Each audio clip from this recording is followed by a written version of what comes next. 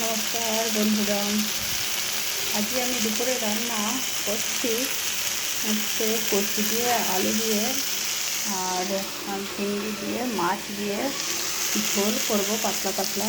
এই গরমে প্রচুর গরম, তো এটা ঝোলটা বানাচ্ছি। আর বানিয়েছি তিল সেকা, মানে তিলের বড়া করেছি। এবার একটা একটুখানি কেমন কেমন হয়ে গেছে, ছ্যাপটা ব্যাপারা। আর একটা হচ্ছে লাউ দিয়ে, আলু দিয়ে আর মুসুর ডাল দিয়ে একটুখানি মাখো মাখো সবজি করেছি। আর এটা হচ্ছে মাছের ডিমের টক বানিয়েছি। মাছের ডিমের টক মানে খেতে প্রচুর ভালো লাগে, তাই আগের দিন নিয়ে এসেছিলো, একটুখানি সবজি বানানো হয়েছিল আর কিছুটা হয়তো টক বানিয়ে রেখে দিয়েছি, ভালো লাগে খেতে। আর মাছের ঝোলটা বানাবো।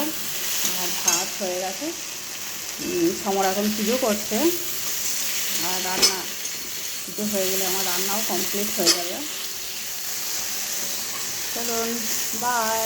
আপনারা সবাই ভালো থাকবেন, সুস্থ থাকবেন। এই গরমে প্রচুর গরম, কিছু ভালো লাগছে না, মনে হচ্ছে শুধু জল খাই আর চুপচাপ ইয়েতে বসে থাকি, মানে ফ্যানের নিচে কিংবা এসি চালিয়ে ভালো বসে থাকি। আর কিছু খেতেও ভালো লাগছে না, কিছু করতেও ভালো লাগছে না, প্রচুর গরম, তাই সহ্য হচ্ছে না।